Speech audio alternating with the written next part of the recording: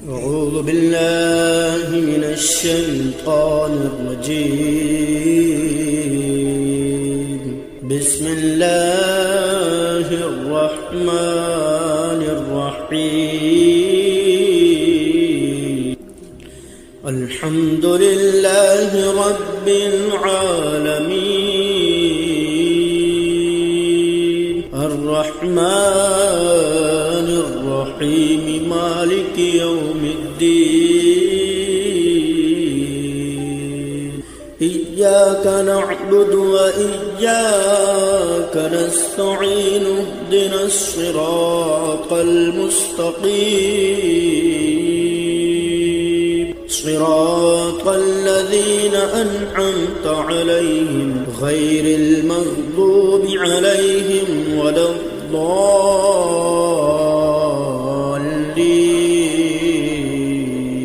أعوذ بالله من الشيطان الرجيم. بسم الله الرحمن الرحيم. ألف لام ميم. ذلك الكتاب لا ريب فيه هدى للمتقين الذين يؤمنون بالغيب ويقيمون الصلاة ومما رزقناهم ينفقون والذين يؤمنون بما أنزل إليك وما أنزل من قبلك وبالآخرة هم يوقنون أولئك على هدى من ربهم وأولئك هم المفلحون. إن الذين كفروا سواء عليهم أأنذرتهم أم لم تنذرهم لا يؤمنون. ختم الله على قلوبهم وعلى سمعهم وعلى أبصارهم غشاوة ولهم عذاب عظيم. ومن الناس من يقول آمنا بالله وباليوم الآخر وما هم بمؤمنين يخادعون الله والذين آمنوا وما يخدعون إلا أنفسهم وما يشعرون في قلوبهم مرض فزادهم الله مرضا ولهم عذاب أليم بما كانوا يكذبون. وإذا قيل لهم لا تفسدوا في الأرض قالوا إنما نحن مصلحون ألا إنهم هم المفسدون ولكن لا يشعرون. وإذا قيل لهم آمنوا كما آمن الناس قالوا أنؤمن كما آمن السفهاء ألا إنهم هم السفهاء ولكن لا يعلمون. وإذا لقوا الذين آمنوا قالوا آمنا وإذا خلوا إلى شياطينهم قالوا إنا معكم إنما نحن مستهزئون.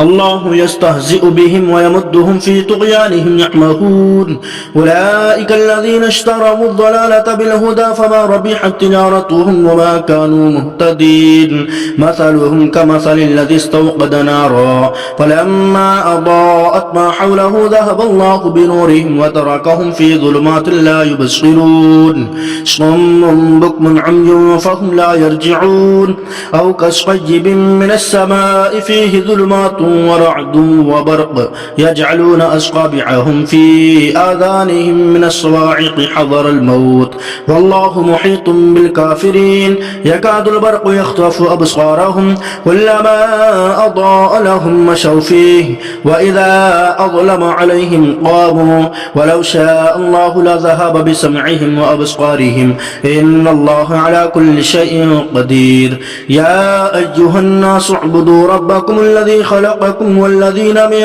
قبلكم لعلكم تتقون الذي جعل لكم الأرض فراشا والسماء بناء وأنزل من السماء ماء فأخرج به من الثمرات رزقا لكم فلا تجعلوا لله أندادا وأنتم تعلمون. وإن كنتم في ريب مما نزلنا على عبدنا فأتوا بسورة من مثله وادعوا شهداءكم من دون الله إن كنتم صادقين. فإن لم تفعلوا ولن تفعلوا فاتقوا النار التي وقودها الناس والحجارة أعدت للكافرين. وبشر الذين آمنوا وعملوا الصالحات أن لهم جنات تجري من تحتها الأنهار كلما رزقوا منها من ثمرة رزقا قالوا هذا الذي رزقنا من قبل وأتوا به متشابها ولهم فيها أزواج مطهرة مؤطرة وهم فيها خالدون إن الله لا يستحيي أن يضرب مثلا ما بعوضة فما فوقها فأما الذين آمنوا فيعلمون أنه الحق من ربهم وأما الذين كفروا فيقولون ماذا أراد الله بهذا مثلا يضل به كثيرا ويهدي به كثيرا وما يضل به إلا الفاسقين الذين ينقضون عهد الله من بعد ميثاقه ويقطعون ما أمر الله به أن يوصل ويفسدون في الأرض أولئك هم الخاسرون كيف تكفرون بالله وكنتم أمواتا فأحياكم ثم يميتكم ثم يحييكم ثم إليه ترجعون والذي خلق لكم ما في الأرض جميعا ثم استوى إلى السماء فسواهن 7 سماوات وهو بكل شيء عليم وإذ قال ربك للملائكة إني جاعل في الأرض خليفة قالوا أتجعل فيها من يفسد فيها ويسفك الدماء ونحن نسبح بحمدك ونقدس لك قال إني أعلم ما لا تعلمون وعلم آدم الأسماء كلها ثم عرضهم على الملائكة فقال أنبئوني بأسماء هؤلاء إن كنتم صادقين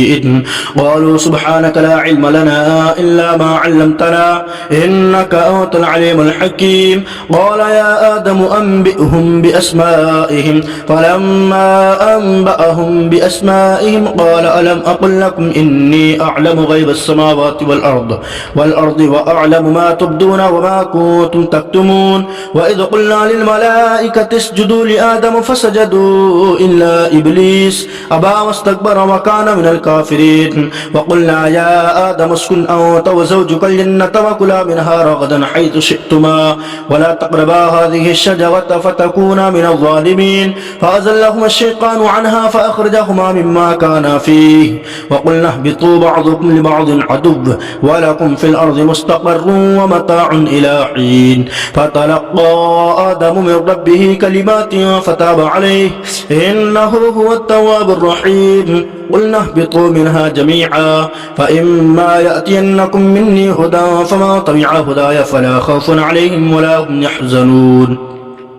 والذين كفروا وكذبوا بآياتنا أولئك أصحاب النار هم فيها خالدون يا بني إسرائيل اذكروا نعمتي التي أنعمت عليكم وأوفوا بعهدي أوف بعهدكم وإياي فارهبون وآمنوا بما أنزلت مصدقا لما معكم ولا تكونوا أول كافر به ولا تشتروا بآياتي ثمنا قليلا وإياي فاتقون ولا تلبسوا الحق بالباطل وتكتموا الحق وأنتم تعلمون وأقيموا الصلاة وآتوا الزكاة واركعوا مع الراكعين أتأمرون الناس بالبر وتنسون أنفسكم وأنتم تتلون الكتاب أفلا تعقلون واستعينوا بالصبر والصلاة وإنها لكبيرة إلا على الخاشعين الذين يظنون أنهم ملاقو ربهم وأنهم إليه راجعون يا بني إسرائيل اذكروا نعمتي التي أنعمت عليكم وأني فضلتكم على العالمين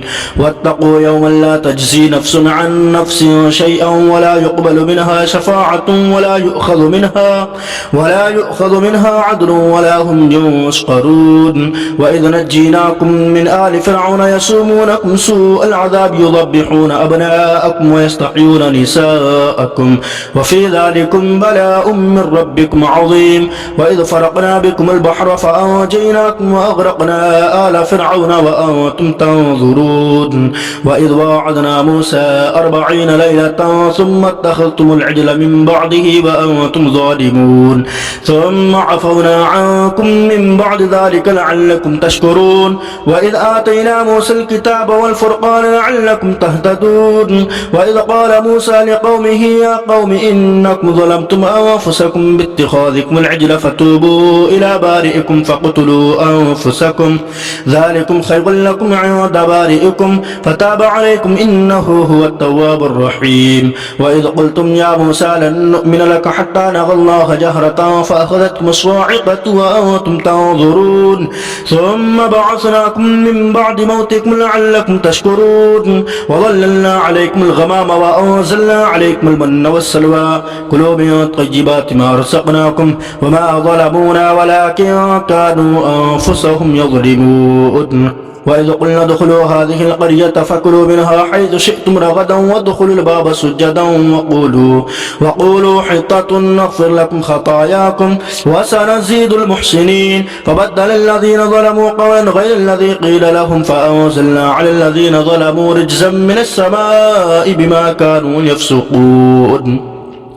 وإذ استسقى موسى لقومه فقلنا اضرب بعصاك الحجر فانفجرت منه 12 عينا قد علم كل أناس مشربهم كلوا واشربوا من رزق الله ولا تعثوا في الأرض مفسدين وإذ قلتم يا موسى لن نصبر على طعام واحد فادع لنا ربك يخرج لنا مما تنبت الأرض من بقلها وقثائها وفومها وعدسها وبصلها قال أتستبدلون الذي هو أدنى بالذي هو خير اهبطوا مصرا فإن لكم ما سألتم وضربت عليهم الذلة والمسكنة وباءوا بغضب من الله ذلك بأنهم كانوا يكفرون بآيات الله ويقتلون النبيين بغير الحق ذلك بما عصوا وكانوا يعتدون إن الذين آمنوا والذين هادوا والنصارى والصابئين من آمن بالله واليوم الآخر وعمل صالحا فلهم أجرهم عند ربهم ولا خوف عليهم ولا هم يحزنون وإذ أخذنا ميثاقكم ورفعنا فوقكم الطور خذوا ما آتيناكم بقوة واذكروا ما فيه لعلكم تتقون ثم توليتم من بعد ذلك فلولا فضل الله عليكم ورحمته لكنتم من الخاسرين ولقد علمتم الذين اعتدوا منكم في السبت فقلنا لهم كونوا قردة خاسئين فجعلناها نكالا لما بين يديها وما خلفها وموعظة للمتقين وإذ قال موسى لقومه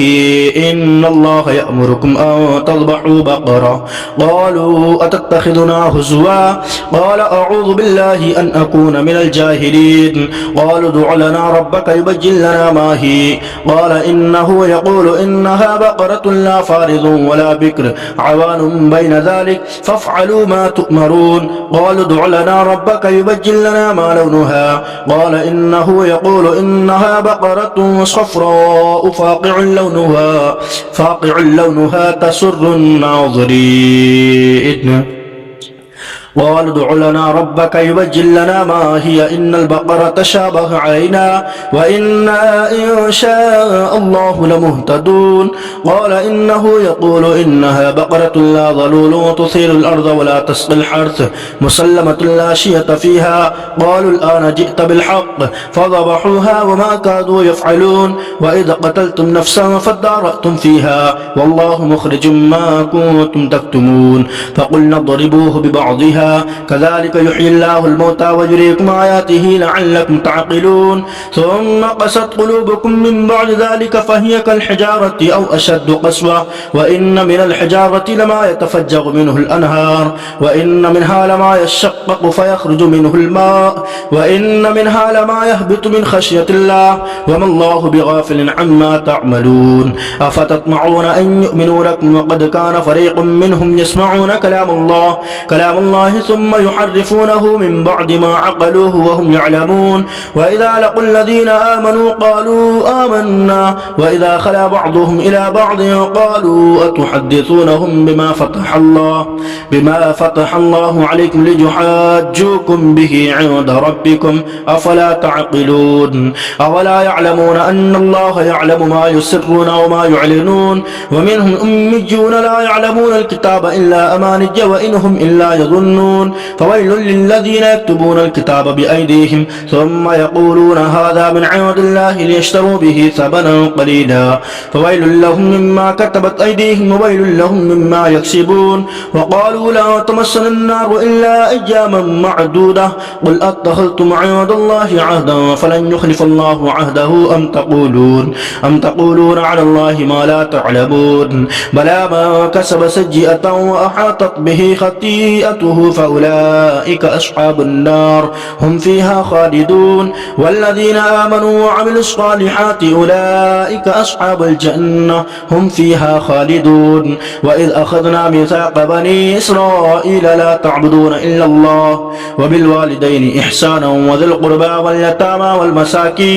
والمساكين وقولوا للناس حسنا وأقيموا الصلاة وآتوا الزكاة ثم توليتم إلا قليلا منكم وأنتم معرضون وإذ أخذنا ميثاقكم لا تسفكون دماءكم ولا تخرجون أنفسكم من دياركم ثم أقررتم وأنتم تشهدون ثم أنتم هؤلاء تقتلون أنفسكم وتخرجون فريقا منكم من ديارهم تظاهرون عليهم بالإثم والعدوان وإن يأتوكم أسارى تفادوهم وهو محرم عليكم إخراجهم أفتؤمنون ببعض الكتاب وتكفرون ببعض فما جزاء من يفعل ذلك منكم إلا خزي في الحياة الدنيا ويوم القيامة يردون إلى أشد العذاب وما الله بغافل عما تعملون أولئك الذين اشتروا الحياة الدنيا بالآخرة فلا يخفف عنهم العذاب ولا هم ينصرون ولقد آتينا موسى الكتاب وقفينا من بعده بالرسل وآتينا عيسى ابن مريم البينات وأيدناه بروح القدس أفكلما جاءكم رسول بما لا تهوى أنفسكم استكبرتم ففريقا كذبتم وفريقا تقتلون وقالوا قلوبنا غلف بل لعنهم الله بكفرهم قليلا ما يؤمنون ولما جاءهم كتاب من عند الله مصدق لما معهم وكانوا من قبل يستفتحون على الذين كفروا فلما جاءهم ما عرفوا كفروا به فلعنة الله على الكافرين بئس ما اشتروا به أنفسهم أن يكفروا بما أنزل الله بغيا أن ينزل الله من فضله على من يشاء من عباده فباءوا بغضب على غضب وللكافرين عذاب مهين وإذا قيل لهم آمنوا بما أنزل الله قالوا نؤمن بما أنزل علينا ويكفرون بما وراءه وهو الحق مصدقا لما معهم قل فلم تقتلون أنبياء الله من قبل إن كنتم مؤمنين ولقد جاءكم موسى بالبينات ثم اتخذتم العجل من بعده وأنتم ظالمون وإذ أخذنا ميثاقكم ورفعنا فوقكم الطور خذوا ما آتيناكم بقوة واسمعوا قالوا سمعنا وعصينا وأشربوا في قلوبهم العجل بكفرهم قل بئس ما يأمركم به إيمانكم إن كنتم مؤمنين قل إن كانت لكم الدار الآخرة عند الله خالصة من دون الناس فتمنوا الموت إن كنتم صادقين ولن يتمنوه أبدا بما قدمت أيديهم والله عليم بالظالمين ولتجدنهم أحرص الناس على حياة ومن الذين أشركوا يود أحدهم لو يعمر 1000 سنة وما هو بمزحزحه من العذاب أن يعمر والله بصير بما يعملون قل من كان عدوا لجبريل فإنه نزله على قلبك بإذن الله مصدقا لما بين يديه وهدى وبشرى للمؤمنين من كان عدوا لله وملائكته ورسله وجبريل وميكال فإن الله عدو للكافرين ولقد أنزلنا إليك آيات بينات وما يكفر بها إلا الفاسقون أفكلما عاهدوا عهدا نبذه فريق منهم بل أكثرهم لا يؤمنون ولما جاءهم رسول من عند الله مصدق لما معهم نبذ فريق من الذين أوتوا كتاب الله وراء ظهورهم كأنهم لا يعلمون واتبعوا ما تتلو الشياطين على ملك سليمان وما كفر سليمان ولكن الشياطين كفروا يعلمون الناس السحر وما أنزل على الملكين ببابل هاروت وماروت وما يعلمان من أحد حتى يقولا إنما نحن فتنة فلا تكفر فيتعلمون منهما ما يفرقون به بين المرء وزوجه وما هم بضارين به من أحد إلا بإذن الله ويتعلمون ما يضرهم ولا ينفعهم ولقد علموا لمن اشتراه ما له في الآخرة من خلاق ولبئس ما شروا به أنفسهم لو كانوا يعلمون ولو أنهم آمنوا واتقوا لمثوبة من عند الله خير لو كانوا يعلمون يا أيها الذين آمنوا لا تقولوا راعنا وقولوا انظرنا واسمعوا وللكافرين عذاب أليم ما يود الذين كفروا من أهل الكتاب ولا المشركين أن ينزل عليكم من خير من ربكم والله يختص برحمته من يشاء والله ذو الفضل العظيم ما ننسخ من آية أو ننسها نأتي بخير منها أو مثلها ألم تعلم أن الله على كل شيء قدير ألم تعلم أن الله له ملك السماوات والأرض وما لكم من دون الله من ولي ولا نصير أم تريدون أن تسألوا رسولكم كما سئل موسى من قبل ومن يتبدل الكفر بالإيمان فقد ضل سواء السبيل ود كثير من أهل الكتاب لو يردونكم من بعد إيمانكم كفارا حسدا من عند أنفسهم من بعد ما تبين لهم الحق فاعفوا واصفحوا حتى يأتي الله بأمره إن الله على كل شيء قدير وأقيموا الصلاة وآتوا الزكاة وما تقدموا لأنفسكم من خير تجدوه عند الله إن الله بما تعملون بصير وقالوا لن يدخل الجنة إلا من كان هودا أو نصارى تلك أمانيهم قل هاتوا برهانكم إن كنتم صادقين بلى من أسلم وجهه لله وهو محسن فله أجره عند ربه ولا خوف عليهم ولا هم يحزنون وقالت اليهود ليست النصارى على شيء وقالت النصارى ليست اليهود على شيء وهم يتلون الكتاب كذلك قال الذين لا يعلمون مثل قولهم فالله يحكم بينهم يوم القيامة فيما كانوا فيه يختلفون ومن أظلم ممن منع مساجد الله أن يذكر فيها اسمه وسعى في خرابها أولئك ما كان لهم أن يدخلوها إلا خائفين لهم في الدنيا خزي ولهم في الآخرة عذاب عظيم ولله المشرق والمغرب فأينما تولوا فثم وجه الله إن الله واسع عليم وقالوا اتخذ الله ولدا سبحانه بل له ما في السماوات والأرض كل له قانتون بديع السماوات والأرض وإذا قضى أمرا فإنما يقول له كن فيكون وقال الذين لا يعلمون لولا يكلمنا الله أو تأتينا آية كذلك قال الذين من قبلهم مثل قولهم تشابهت قلوبهم قد بجنا الآيات لقوم يوقنون إنا أرسلناك بالحق بشيرا ونظيرا ولا تسأل عن أصحاب الجحيم ولا ترضى عنك اليهود ولا النصارى حتى تتبع ملتهم قل إن هدى الله هو الهدى ولئن اتبعت أهواءهم بعد الذي جاءك من العلم ما لك من الله من ولي ولا نصير الذين آتيناهم الكتاب يتلونه حق تلاوته أولئك يؤمنون به ومن يكفر به فأولئك هم الخاسرون يا بني إسرائيل اذكروا نعمتي التي أنعمت عليكم وأني فضلتكم على العالمين واتقوا يوما لا تجزي نفس عن نفس شيئا ولا يقبل منها عدل ولا تنفعها شفاعة ولا هم ينصرون وإذ ابتلى إبراهيم ربه بكلمات فأتمهن قال إني جاعلك للناس إماما قال ومن ذريتي قال لا ينال عهد الظالمين وإذ جعلنا البيت مثابة للناس وأمنا واتخذوا من مقام إبراهيم مصلى وعهدنا إلى إبراهيم وإسماعيل أن طهرا بيتي للطائفين والعاكفين والركع السجود وإذ قال إبراهيم رب اجعل هذا بلدا آمنا وارزق أهله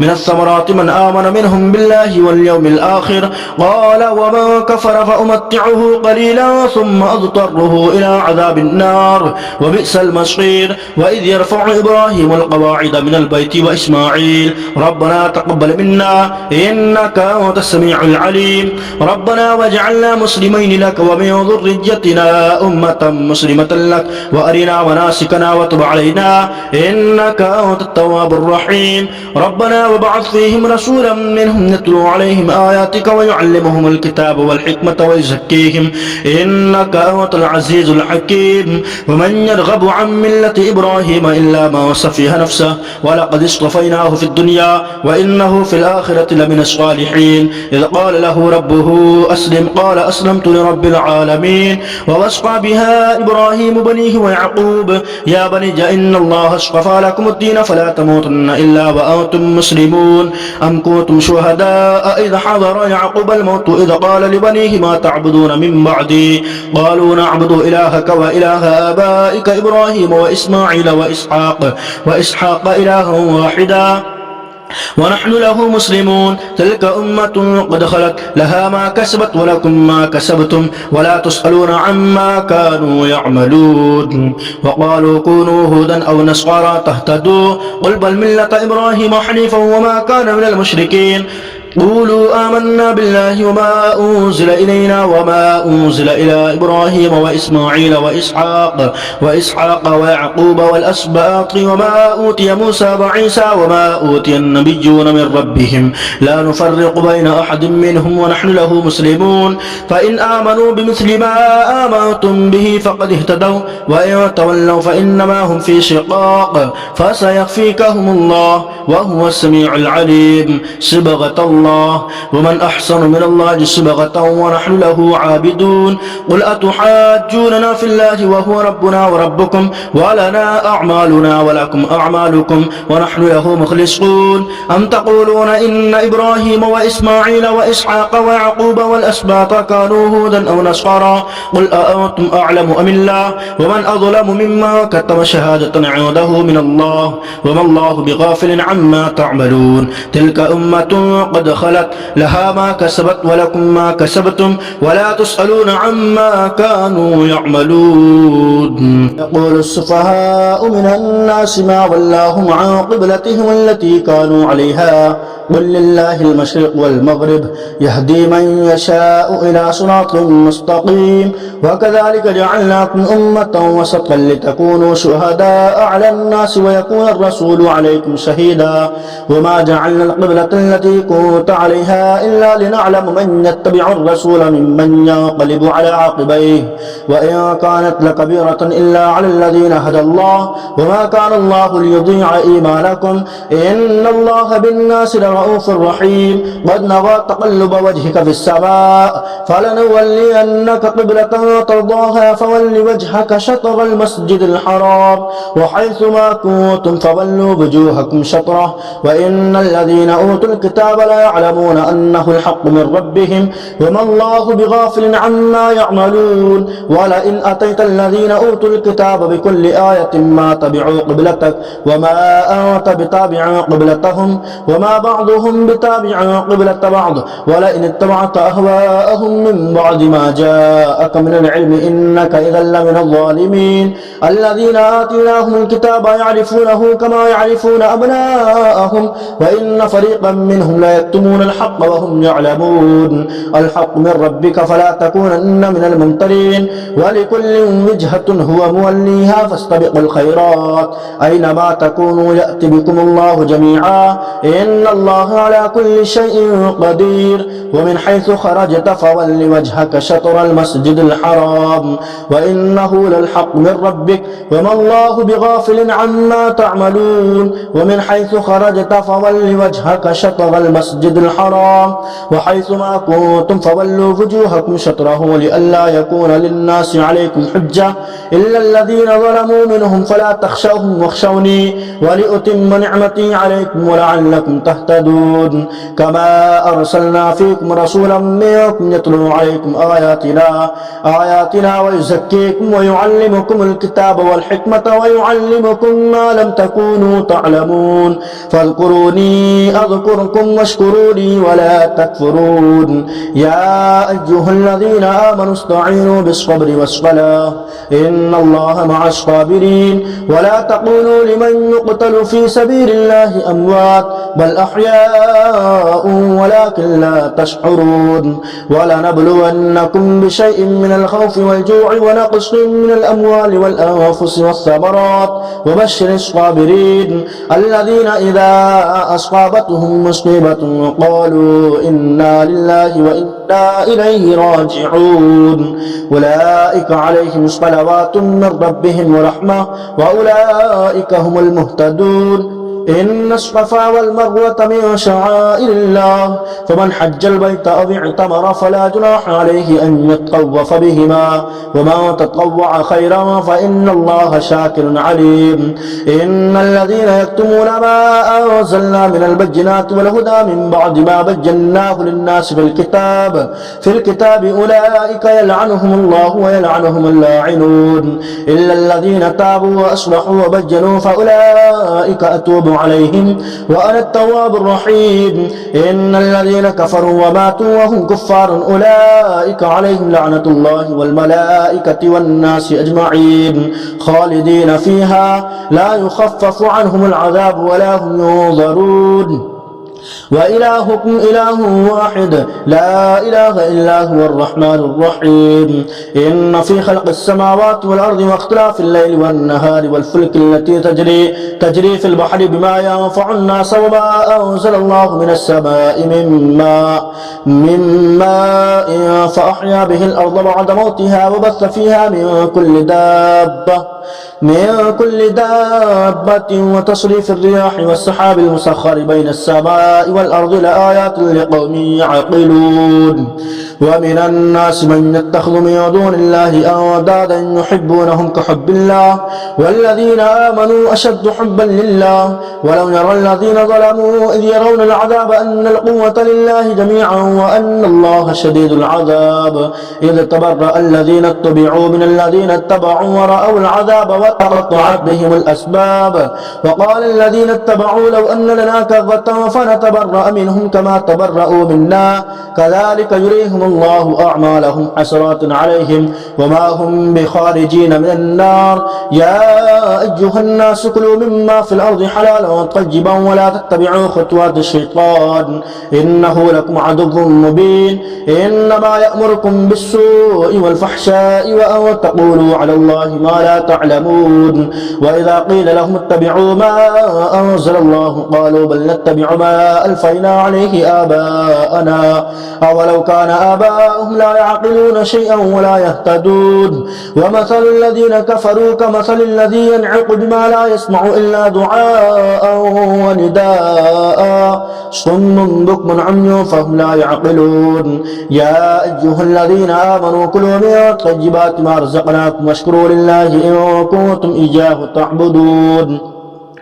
إنما حرم عليكم الميتة والدم ولحم الخنزير وما أهل به لغير الله فمن اضطر غير باغ ولا عاد فلا إثم عليه إن الله غفور رحيم إن الذين يكتمون ما أنزل الله من الكتاب ويشترون به ثمنا قليلا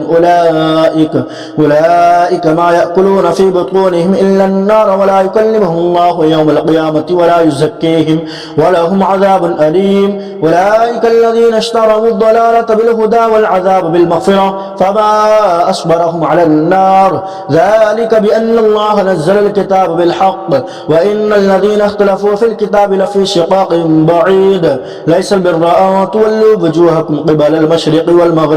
والمغرب ولكن البر من آمن بالله واليوم الآخر والملائكة والكتاب والنبيين وآتى المال على حبه ذوي القربى واليتامى والمساكين وابن السبيل والسائلين وفي الرقاب وأقام الصلاة وآتى الزكاة والموفون بعهدهم إذا عاهدوا والصابرين في البأساء والضراء وحين البأس أولئك الذين صدقوا وأولئك هم المتقون. يا أيها الذين آمنوا كتب عليكم القصاص في القتلى الحر بالحر والعبد بالعبد والأنثى بالأنثى فمن عفي له من أخيه شيء فاتباع بالمعروف وأداء إليه بإحسان ذلك تخفيف من ربكم ورحمة فمن اعتدى بعد ذلك فله عذاب أليم ولكم في القصاص حياة يا أولي الألباب لعلكم تتقون. كتب عليكم إذا حضر أحدكم الموت إن ترك خيرا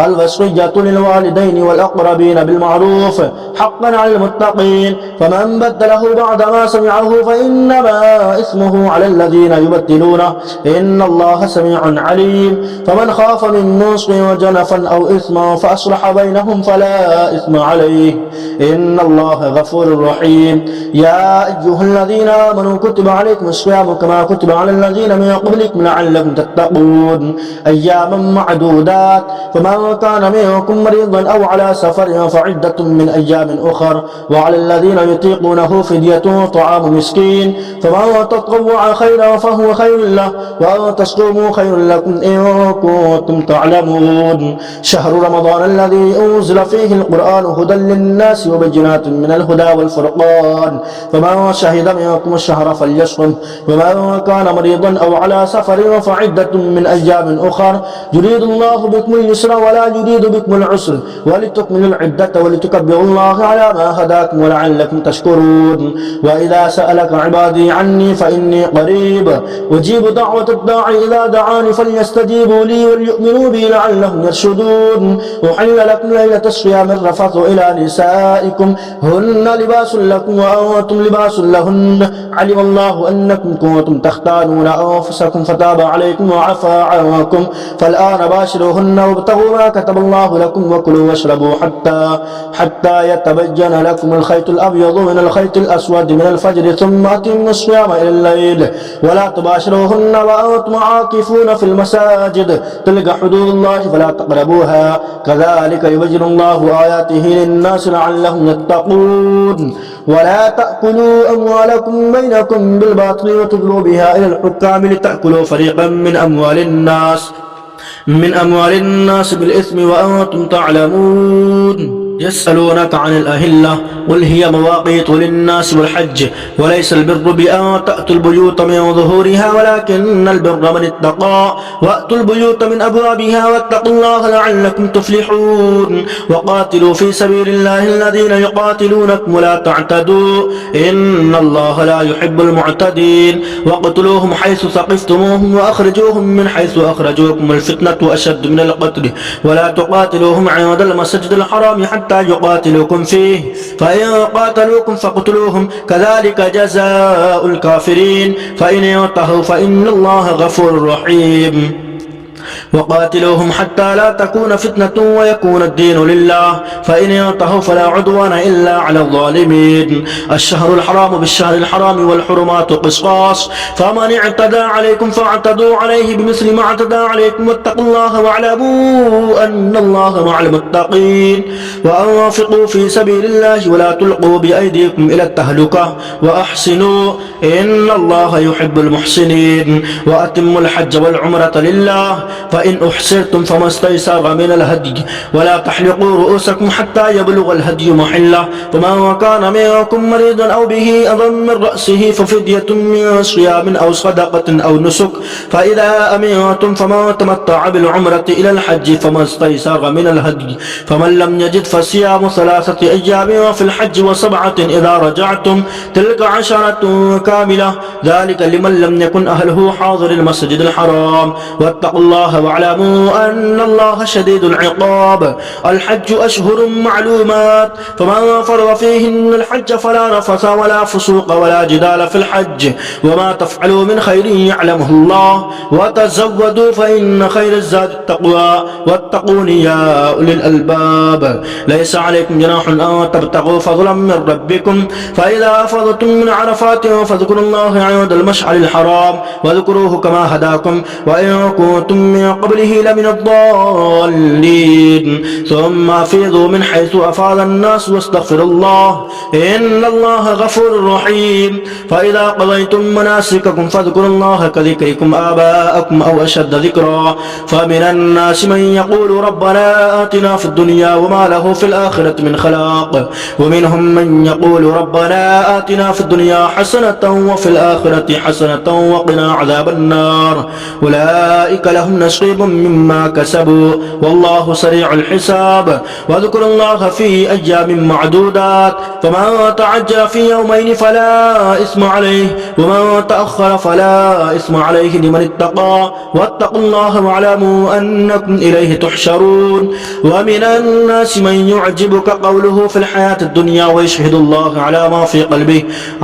ما في قلبه وهو ألد الخصام وإذا تولى سعى في الأرض ليفسد فيها ويهلك الحرث والنسل والله لا يحب الفساد وإذا قيل له اتق الله أخذته العزة بالإثم فحسبه جهنم ولبئس المهاد ومن الناس من يشري نفسه ابتغاء مرضات الله والله رؤوف بالعباد يا أيها الذين آمنوا ادخلوا في السلم كافة ولا تتبعوا خطوات الشيطان إنه لكم عدو مبين فإن زللتم من بعد ما جاءتكم البينات فاعلموا أن الله عزيز حكيم هل ينظرون إلا أن يأتيهم الله في ظلل من الغمام والملائكة وقضي الأمر وإلى الله ترجع الأمور سل بني إسرائيل كما آتيناهم من آية بينة ومن يبدل نعمة الله من بعد ما جاءته فإن الله شديد العقاب زين للذين كفروا الحياة الدنيا ويسخرون من الذين آمنوا والذين اتقوا فوقهم يوم القيامة والله يرزق من يشاء بغير حساب كان الناس أمة واحدة فبعث الله النبيين مبشرين ومنذرين وأنزل معهم الكتاب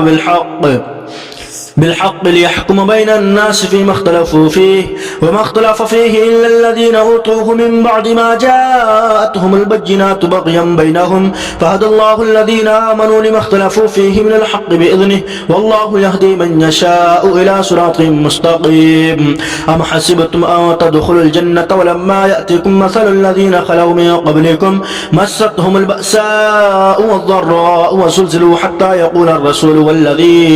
والذين آمنوا معه متى نصر الله ألا إن نصر الله قريب يسألونك ماذا ينفقون قل ما أنفقتم من خير فللوالدين والأقربين واليتامى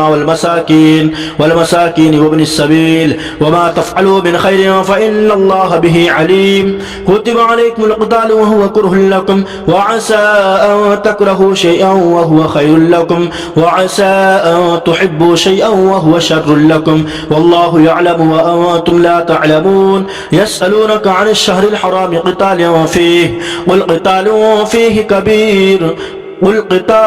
فيه كبير وصد عن سبيل الله وكفر به والمسجد الحرام وإخراج أهله منه أكبر عند الله والفتنة أكبر من القتل ولا يزالون يقاتلونكم حتى يردوكم عن دينكم إن استطاعوا ومن يرتد منكم عن دينه فيمت وهو كافر فأولئك حبطت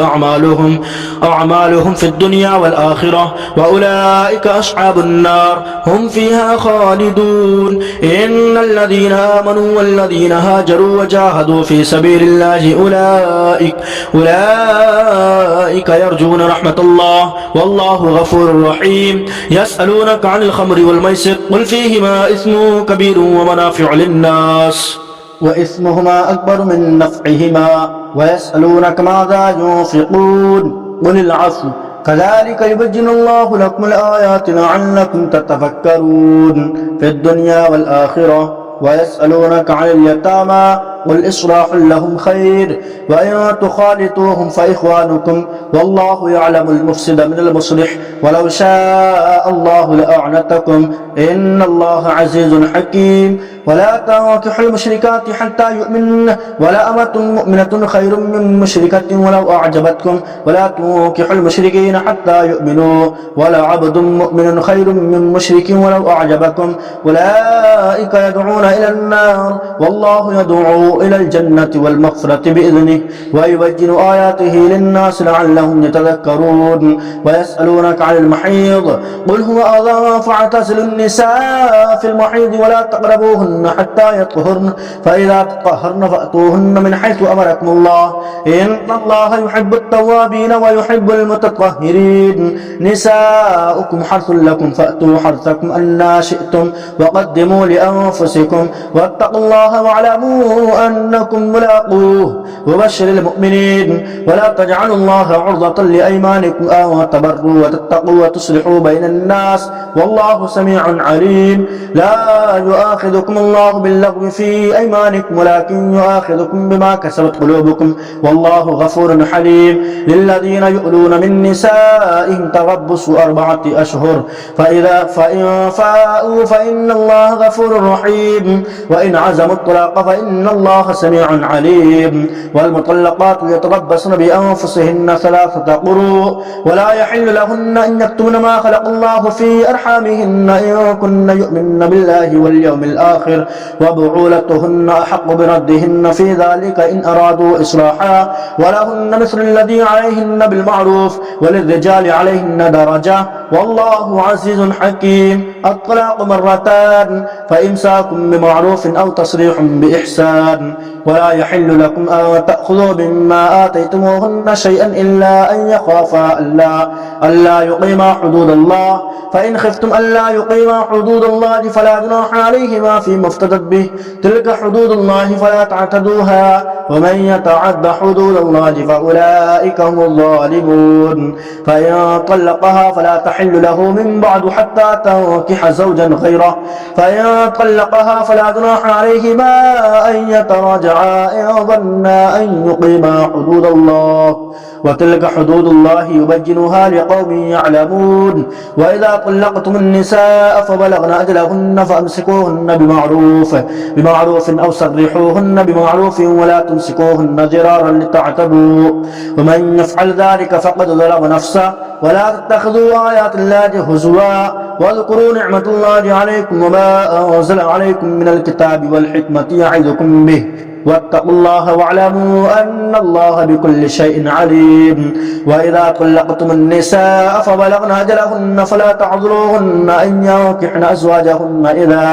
إذا تراضوا بينهم بالمعروف ذلك يوعظ به من كان منكم يؤمن بالله واليوم الآخر ذلكم أزكى لكم وأطهر والله يعلم وأنتم لا تعلمون والوالدات يرضعن أولادهن حولين كاملين لمن أراد أن يتم الرضاعة وعلى المولود له رزقهن وكسوتهن بالمعروف لا تكلف نفس إلا وسعها لا تضار والدة بولدها ولا مولود له بولده وعلى مثل ذلك فإن أرادا فصالا عن تراض منهما وتشاور فلا جناح عليهما وإن أردتم أن تسترضعوا أولادكم فلا جناح عليكم إذا سلمتم ما آتيتم بالمعروف واتقوا الله واعلموا أن الله بما تعملون بصير والذين يتوفون منكم ويذرون أزواجا يتربصن بأنفسهن 4 أشهر و10 فإذا بلغن أجلهن فلا جناح عليكم فيما فعلن في أنفسهن بالمعروف والله بما تعملون خبير ولا جناح عليكم فيما عرضتم به من خدمة النساء أو أكننتم في أنفسكم علم الله أنكم ستذكرونهن ولكن لا تواعدوهن سرا إلا أن تقولوا قولا معروفا ولا تعزموا عقدة النكاح حتى يبلغ الكتاب أجله واعلموا أن الله يعلم ما في أنفسكم فاحذروه واعلموا أن الله غفور حليم لا جناح عليكم إن طلقتم النساء ما لم تمسوهن أو تفرضوا لهن فريضة ومتعوهن على الموسع قدره وعلى المقتر قدره متاعا بالمعروف حقا على المحسنين وإن طلقتموهن من قبل أن تمسوهن وقد فرضتم لهن فريضة فنصف ما فرضتم إلا أن يعفون أو يعفو الذي بيده عقدة النكاح وأن تعفوا أقرب للتقوى ولا تنسوا الفضل بينكم إن الله بما تعملون بصير حافظوا على الصلوات والصلاة الوسطى وقوموا لله قانتين فإن خفتم فرجالا أو ركبانا فإذا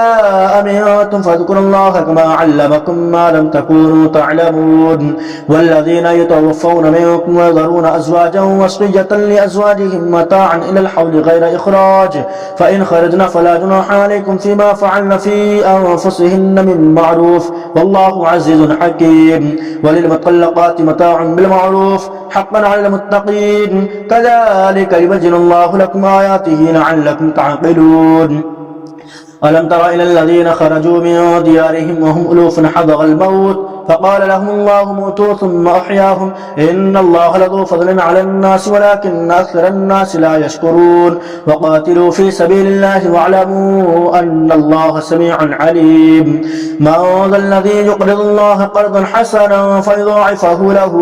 أضعافا كثيرة والله يقبض ويبسط وإليه ترجعون ألم تر إلى الملأ من بني إسرائيل من بعد موسى إذ قالوا لنبي لهم بعث لنا ملكا نقاتل في سبيل الله قال هل عسيتم إن كتب عليكم القتال ألا تقاتلوا قالوا وما لنا ألا نقاتل في سبيل الله وقد أخرجنا من ديارنا وأبنائنا فلما كتب عليهم القتال تولوا إلا قليلا منهم والله عليم بالظالمين قال لهم نبيهم إن الله قد بعث لكم طالوت ملكا قالوا أنى يكون له الملك علينا ونحن أحق بالملك منه ولم يؤت سعة من المال قال إن الله اصطفاه عليكم وزاده بسطة في العلم والجسم والله يؤتي ملكه من يشاء والله واسع عليم وقال لهم نبيهم إن آية ملكه أن يأتيكم التابوت فيه سكينة من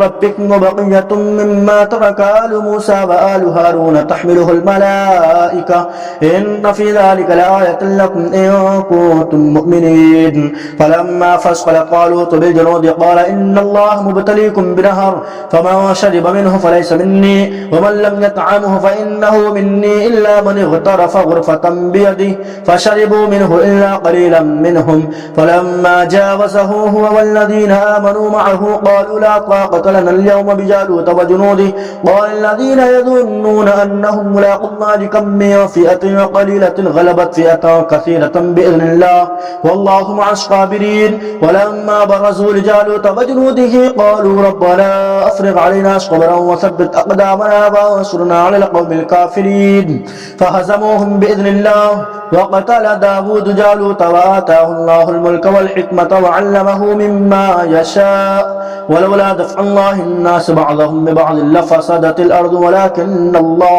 ولكن الله ذو فضل على العالمين تلك آيات الله نتلوها عليك بالحق وإنك لمن المرسلين تلك الرسل فضلنا بعضهم على بعض منهم ما كلم الله ورفع بعضهم درجات وآتينا عيسى ابن مريم البينات وأيدناه بروح القدس ولو شاء الله ما اقتتل الذين من بعدهم من بعد ما جاءتهم البينات ولكن اختلفوا فمنهم من آمن ومنهم من كفر ولو شاء الله ما اقتتلوا ولكن الله يفعل ما يريد يا أيها الذين آمنوا أنفقوا مما رزقناكم من قبل أن يأتي يوم لا بيع فيه ولا خلة ولا شفاعة والكافرون هم الظالمون الله لا إله إلا هو الحي القيوم لا تأخذ سنة ولا نوم له ما في السماوات وما في الأرض من ذا الذي يشفع عنده إلا بإذنه يعلم ما بين أيديهم وما خلفهم ولا يحيطون بشيء من علمه إلا بما شاء وسع كرسيه السماوات والأرض ولا يؤوده حفظهما وهو العلي العظيم لا إكراه في الدين قد تبين الرشد من الغي فمن يكفر بالطاغوت ويؤمن بالله فقد استمسك بالعروة الوثقى لا انفصام لها والله سميع عليم الله ولي الذين آمنوا يخرجهم من الظلمات إلى النور والذين كفروا أولياءهم الطاغوت يخرجونهم من النور إلى الظلمات أولئك أصحاب النار هم فيها خالدون ألم تر إلى الذي حاج إبراهيم في ربه أن آتاه الله الملك إذ قال إبراهيم ربي الذي يحيي ويميت قال أنا أحيي وأميت قال إبراهيم فإن الله يأتي بالشمس من المشرق فأت بها من المغرب فبهت الذي كفر والله لا يهدي القوم الظالمين أو كالذي مر على قرية وهي خاوية على عروشها قال أنى يحيي هذه الله بعد موتها فأماته الله 100 عام ثم بعثه قال كم لبثت قال لبثت يوما أو بعض يوم قال بل لبثت 100 عام فانظر إلى طعامك وشرابك لم يتسنه وانظر إلى حمارك ولنجعلك آية للناس وانظر إلى العظام كيف ننشدها ثم نكسوها لحما فلما تبين له قال أعلم أن الله على كل شيء قدير وإذ قال إبراهيم رب أرني كيف تحيي الموتى قال أولم تؤمن قال بلى ولكن ليطمئن قلبي قال فخذ 4 من الطير فاصرهن إليك ثم اجعل على كل جبل منهن جزءا ثم ادعهن يأتينك سعيا واعلم أن الله عزيز حكيم مثل الذين ينفقون أموالهم في سبيل الله كمثل حبة أنبتت 7 سنابل في كل سنبلة 100 حبة والله يضاعف لمن يشاء والله واسع عليم الذين ينفقون أموالهم في سبيل الله ثم لا يتبعون ما أنفقوا منا ولا أضل لهم أجرهم عند ربهم ولا خوف عليهم ولا هم يحزنون قول معروف ومغفرة خير من صدقة يتبعها أذى والله غني حليم يا أيها الذين آمنوا لا تبطلوا صدقاتكم بالمن والأذى كالذي ينفق ماله رئاء الناس ولا يؤمن بالله واليوم الآخر فمثله كمثل صفوان عليه تراب فأصابه وابل فتركه صلدا لا يقدرون على شيء مما كسبوا والله لا يهدي القوم الكافرين ومثل الذين ينفقون أموالهم ابتغاء مرضات الله وتثبيتا من أنفسهم كمثل جنة بربضة أصابها وابل فآتت أكلها ضعفين فإن لم يصبها وابل فاتقل والله بما تعملون بصير أيود أحدكم أن تكون له جنة من نخيل وأعناب تجري من تحتها الأنهار له فيها من كل الثمرات وأصابه الكبر وله ذرية ضعفاء فأصابها إعصار فيه نار فاحترقت كذلك يبين الله لكم الآيات لعلكم تتفكرون يا أيها الذين آمنوا أنفقوا من طيبات ما كسبتم ومما أخرجنا لكم من الأرض ولا تيمموا الخبيث منه تنفقون ولستم بآخذيه إلا أن تغمضوا فيه واعلموا أن الله غني حميد الشيطان يعدكم الفقر ويأمركم بالفحشاء والله يعدكم مغفرة منه وفضلا والله واسع عليم يؤتي الحكمة من يشاء ومن يؤت الحكمة فقد أوتي خيرا كثيرا وما يذكر إلا أولي الألباب وما أنفقتم من نفقة أو نظرتم من نذر فإن الله يعلمه وما للظالمين من أنصار إن تبدوا الصدقات فنعما هي وإن تخفوها وتؤتوها الفقراء فهو خير لكم ويكفر عنكم من سيئاتكم والله بما تعملون خبير ليس عليك هداهم ولكن الله يهدي من يشاء وما تنفقوا من خير فلأنفسكم وما تنفقون إلا ابتغاء وجه الله وما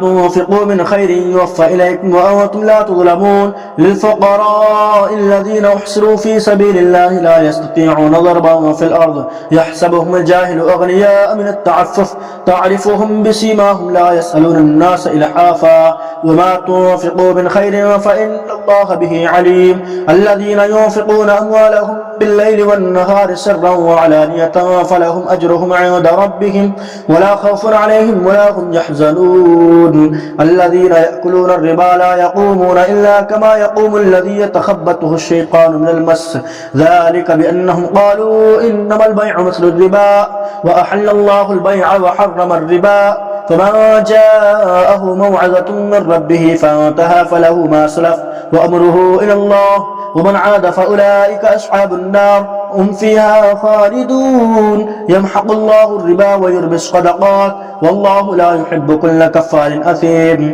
إن الذين آمنوا وعملوا الصالحات وأقاموا الصلاة وآتوا الزكاة لهم أجرهم عند ربهم ولا خوف عليهم ولا هم يحزنون يا أيها الذين آمنوا اتقوا الله وذروا ما بقي من الربا إن كنتم مؤمنين فإن لم تفعلوا فأذنوا بحرب من الله ورسوله وإن تبتم فلكم رؤوس أموالكم لا تظلمون ولا تظلمون وإن كان ذو عسرة فنظرة إلى ميسرة وأن تصدقوا خير لكم إن كنتم تعلمون واتقوا يوما ترجعون فيه إلى الله ثم توفى كل نفس ما كسبت وهم لا يظلمون يا أيها الذين آمنوا إذا تداينتم بدين إلى أجل مسمى فاكتبوه وليكتب بينكم كاتب بالعدل ولا يأبى كاتب أن يكتب كما علمه الله فليكتب وليملل الذي عليه الحق وليتق الله ربه ولا يبخس منه شيئا فإن كان الذي عليه الحق سفيها أو ضعيفا أو لا يستطيع أن يمل هو فليملل وليه بالعدل واستشهدوا شهيدين من رجالكم فإن لم يكونا رجلين فرجل وامرأتان مما ترضون من الشهداء أن تضل إحداهما فتذكر إحداهما الأخرى ولا يأبى الشهداء إذا ما دعوا ولا تسأموا أن تكتبوه صغيرا أو كبيرا إلى أجله ذلكم أقسط عند الله وأقوم للشهادة وأدنى ألا ترتابوا إلا أن تكون تجارة حاضرة تديرونها بينكم فليس عليكم جناح ألا تكتبوها وأشهدوا إذا تبايعتم ولا يضار كاتب ولا شهيد وإن تفعلوا فإنه فسوق بكم واتقوا الله ويعلمكم الله والله بكل شيء عليم وإن كنتم على سفر ولم تجدوا كاتبا فرهان مقبوضة فإن أمن بعضكم بعضا فليؤدي الذي اؤتمن أمانته وليتق الله ربه ولا تكتم الشهادة ومن يكتمها فإنه آثم قلبه والله بما تعملون عليم لله ما في السماوات وما في الأرض وإن تبدوا ما في أنفسكم أو تخفوه يحاسبكم به الله فيغفر لمن يشاء ويعذب من يشاء والله على كل شيء قدير آمن الرسول بما أنزل إليه من ربه والمؤمنون كل آمن بالله وملائكته وكتبه ورسله لا نفرق بين أحد من رسله وقالوا سمعنا وأطعنا غفرانك ربنا وإليك المصير لا يكلف الله نفسا إلا وسعها لها ما كسبت وعليها ما اكتسبت ربنا لا تؤاخذنا إن نسينا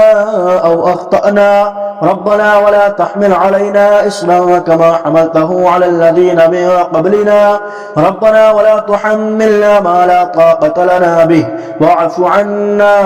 واغفر لنا وارحمنا أنت مولانا فانصرنا على القوم الكافرين صدق الله العظيم इसी तरीके की बेहतरीन खूबसूरत अंदाज में खूबसूरत आवाज़ में कुरान मजीद की सूरतें आयतें सुनने के लिए हमारे चैनल को सब्सक्राइब कीजिए लाइक कीजिए शेयर कीजिए कमेंट कीजिए